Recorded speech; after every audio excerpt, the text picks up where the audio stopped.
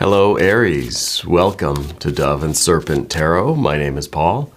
If Aries is your sun, moon, or rising sign, this is your tarot card reading. Please hit the like button, leave a comment, consider subscribing to the channel, especially if this reading resonates with you. If there's anything you would like me to pray over or meditate upon or send positive energy toward, please let me know. Now, this is going to be a general reading, so try to be open and receptive to whatever may come through during our time together. I am merely the messenger, and I ask you to connect directly with each of these cards and use your own intuition to take you beyond the details that I might provide. And remember, Aries, that the most important part of any tarot reading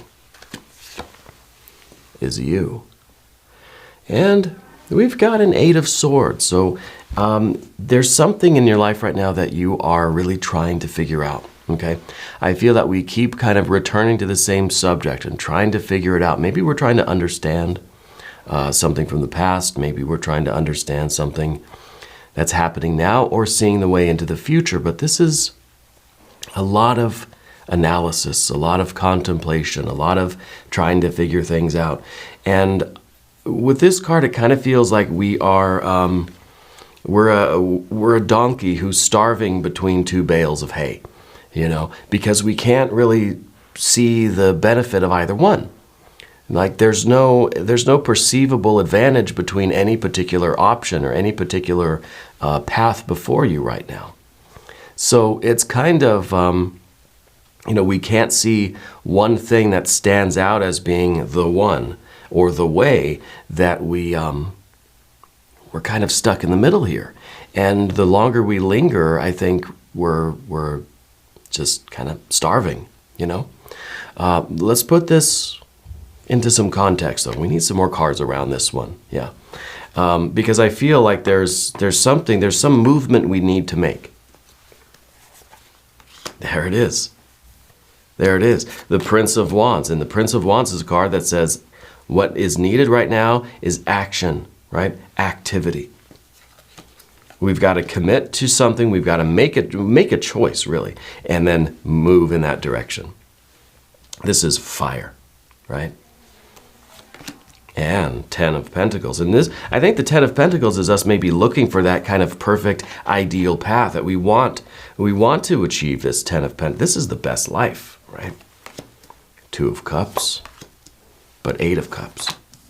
And then, of course, Princess of Swords in the future position. That makes perfect sense. The Sun card, look at that. Three of Cups now in the position of the environment. The difficulty is that long-term vision, right? Knight of Pentacles, but Four of Pentacles. We're reaching a safe haven. We're reaching that kind of milestone that maybe we don't see all of the entire path before us. Maybe we can't see every single outcome. Maybe we don't have a long-term kind of plan right now, right? Maybe we're just kind of thinking between these two paths, or 5 or 10 or however many, we're trying to pick a way forward, but we don't know exactly what it's going to end up being, you know, in the future. And that's probably why the Knight of Pentacles is in that position. Well, let's select the mystery card, bonus card, confirmation card. This is a random card from the Pamela Coleman Smith Tarot, and it's just going to go right here. We're going to put Kevin, aka Mr. Bates, right there on top. Kevin because of The Office, Mr. Bates because of Downton Abbey, two of my absolute favorite shows in the whole world. Just thought I'd let you know. Anyway, we're going to look at that card at the end. It will tie everything together and give us the confirmation. If you have a prediction about that card, put it in the comments below. All right? Let's look around because I'm noticing one interesting thing. The only major arcana energy we have is that sunlight, is that clarity, is that enlightenment, and it's in your general energy. So I feel like by by actually moving from the path of the dove to the path of the serpent, we get that clarity, we get that happiness, we get that enlightenment, we get that aha moment. Now we can see past, present, and future. I can see near and far and everywhere in between. So that difficulty of not seeing the long-term outcome, not having the 5, 10, 20-year plan, right? I think now we're seeing everything all at once. It's just this rush of understanding, this rush of knowledge, of gnosis. But in order to get here, we have to get out of our head, and we just have to make a move. It's time for activity, right? It's time for activity.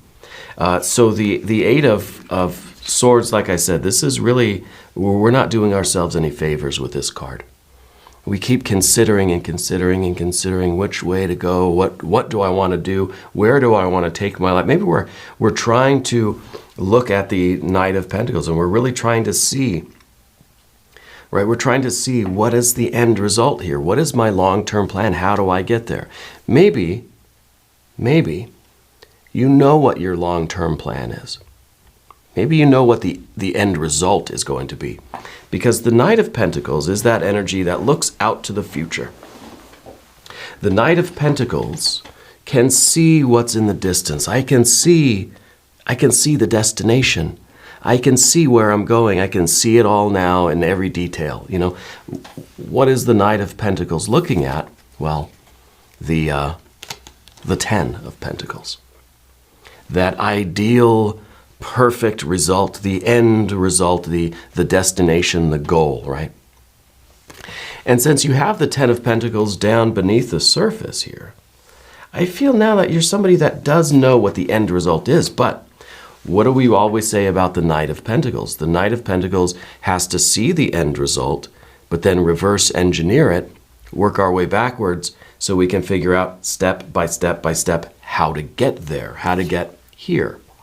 So you have the, you know the beginning, you know the end. And let's go like that.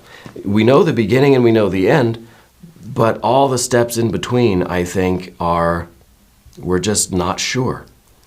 And with the Eight of Cups at the top, see Eight of Swords and Eight of Cups, heart and mind.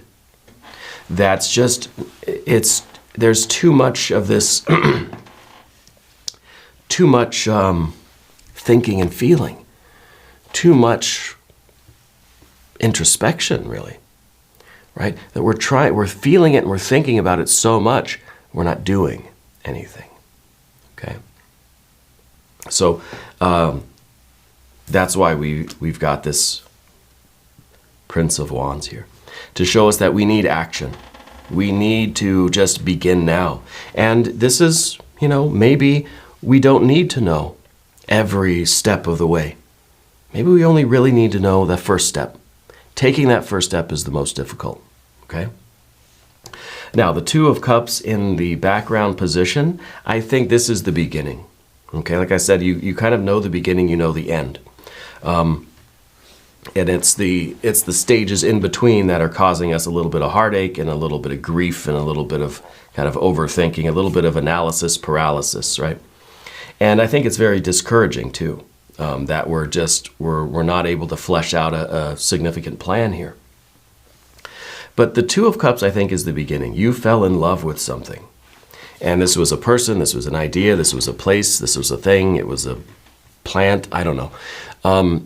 This is you having no doubt about what you want to do and why you want to do it. But it's just the how that we're kind of having trouble figuring out. Okay? But there's no doubt, there's absolute certainty in your heart that this is the thing. Right? And it could be, you know, a particular path in life. It could be some place that you want to go live, or a work you want to do, a way that you want to create, what you want in your life. You've got no doubt about it. Right? There's devotion and love and commitment here. You're glued to this thing. We just got to figure out how we're going to get there. Right? Well, the journey of 1,000 miles begins with one step, and I think the The Prince of Wands is saying it's time for action. It's time to, you have this commitment to this, to the goal. You have that love, you've got that Two of Cups. It's just time now to start working toward it. We don't have to know what step 2, 3, 4, 50, 100, 500, 1,000 is going to be. We just got to know what the first step is. What is the first? We just have to do that one thing. And I think that brings us to the Princess of Swords. We're stepping outside of our mind and maybe inside the mind here in this little prison of our own device. The Eight of Swords is just this tangle of thoughts. Okay? But sometimes it's comfortable here. Sometimes it's a little bit more safe, or we feel a little bit safer, thinking something through infinitely, eternally, rather than venturing outside and doing something that we're not sure about, or something that's a little, risky and that we don't know what the outcome's going to be. We don't know if it's going to work or not, right? So sometimes we're a little bit safe and comfortable here. The Princess of Swords is stepping out into the unknown, see? And even in the depiction of the figure on this card, a little bit apprehensive, kind of back in a defensive mode, not too sure of themselves. Someone that's just learning how to wield the sword, right? Someone that's just kind of, not too skilled at this new craft, this new skill, but I'm learning, I'm feeling my way forward cautiously, but we're doing it. We're outside of the safety and comfort of our well, yes, rather troubled heart and mind. And we're out here in the wild doing the thing, cutting our own way through the jungle. And the Princess of Swords is a card that says you got to kind of learn as you go. And so this is a confirmation that we take that first step, and then we'll be able to figure out the next one, and then we'll be able to figure out the next one. Okay? We're one step at a time, and we're kind of learning as we go. It's like on-the-job training here. Okay, I think this is good. Because what that is bringing to you is, I think, a moment of really this kind of unexpected clarity. And I don't think you've experienced anything like this before. This is a flash of light. This is the dawning of this new consciousness where suddenly I feel like you're going to be able to see the past, the present, the future. You're going to see the bigger picture. You're going to see all of it, and you're going to see all the steps in between. But first we have to kind of step out onto the ledge. And that's the scariest part. Once we get out there on the bluff overlooking the land, now I can see, now this isn't such a difficulty. Now I can see everything, and I can see the path that takes me there. We just have to get a little bit of a higher perspective. We have to take that first step and welcome this dawning clarity. Right? This enlightenment. This is the only major arcana card here. And this is spiritual insight. This is gnosis. This is really just kind of a wide open perception. This is a flood of truth and knowledge and spiritual experience. This is a lifetime of learning all hitting you at once. This is, I wouldn't be surprised if we had a tower over here in the mystery card. Okay? Three of Cups in the environment. Well, that's smooth sailing to me. That is really appreciation, gratitude. It's a humbleness. It is a celebration, though. And it's telling me that you have this desire to really connect with people. I feel like you really are connecting with people. We got to get outside and start doing it. We got to take that first step. Right? That Princess of Swords. We got to get out of our mind. We got to get out there and do it. And I think you're going to have a much more pleasant experience than you imagined. This is Mercury in Cancer. So to me, this is about us understanding what we want and what we need, the ability to communicate that, but also developing a strategy, developing a plan to get what we need, to manifest this potential. Three of Cups, let's say it's potential love and joy and bliss and happiness. It's potential. Okay?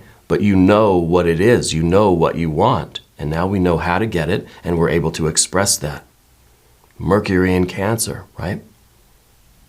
We know what kind of relationships we want. This is the card in the position of your relationships with things outside of yourself, right? So other people, places, things, pets, plants, all that good stuff. We know what kind of experience, what kind of relationship we want with the rest of the world.